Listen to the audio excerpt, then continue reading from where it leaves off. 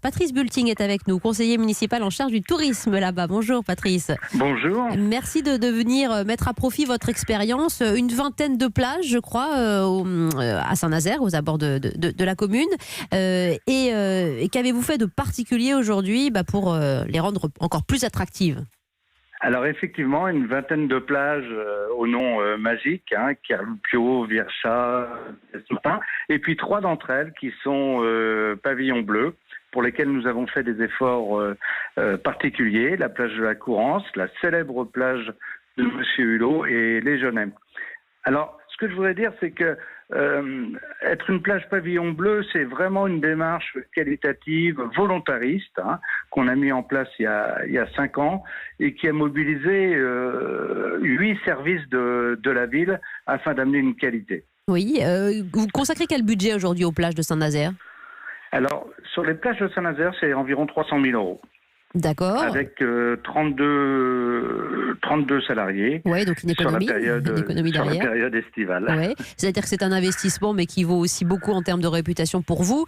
Sachant que Saint-Nazaire, ce sont des plages évidemment, c'est une commune évidemment, c'est aussi des chantiers qui sont pas loin, et c'est aussi la nécessité pour vous de montrer justement qu'on peut être propre et attractif tout en étant à côté de chantiers de construction navale. Vous avez tout à fait raison. Saint-Nazaire est identifié pour être une ville, industrielle, avec les plus grands paquebots du monde, le Airbus, toute une industrie. Oui. Mais c'est pas paradoxal et c'est pas du tout contradictoire avec une politique touristique de qualité. La preuve en est, ces plages dont l'excellence de l'eau est reconnue par tous.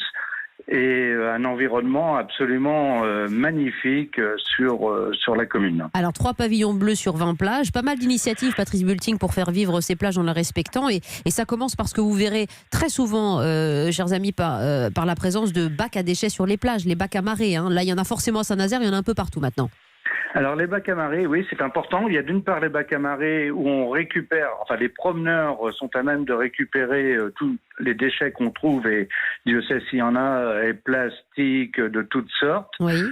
Donc là, il y a des bacs à marée. Il y a aussi des informations, par contre, sur ce qu'on appelle les laisses de mer. Vous voyez, c'est le goémon, tout ça. Oui. Où là, il est recommandé plutôt de le laisser, puisque ça fait partie de l'environnement naturel de la plage. Oui. Donc, il y a une éducation aussi, il y a une pédagogie qu'il faut amener. Alors, il y a une pédagogie, il y a même des animations, une sensibilisation, bien sûr, à la faune, à la flore, à la dune, et puis des fois des choses un peu ludiques, y compris des animations, par exemple, sur l'art culinaire qui se rapporte aux algues que l'on peut trouver en bord de mer. C'est bien pratique et bien possible aussi. Vous avez tout fait pour rendre les plages, je le disais, attractives, accueillantes, familiales, avec la mise en place du Wi-Fi gratuit, par exemple, avec des cendriers sur les plages. Alors ça, c'est une expérience heureuse, je crois, Patrice. Oui, absolument. Mais je crois que c'est important d'expérimenter chaque année, d'amener quelque chose de nouveau pour que les plaisanciers, les estivants aient bonheur sur la plage. Le Wi-Fi, c'est une chose. Oui. Il y a également des animations qui sont des animations douces. Bien sûr, le cendrier, parce que le mégot, c'est absolument terrible sur les plages. Mais on expérimente aussi... des toilettes sèches, des choses nouvelles tous les ans. Et puis, il y a quand même une chose qu'il faut rappeler avec le pavillon bleu, c'est l'accès, facilité pour les handicapés.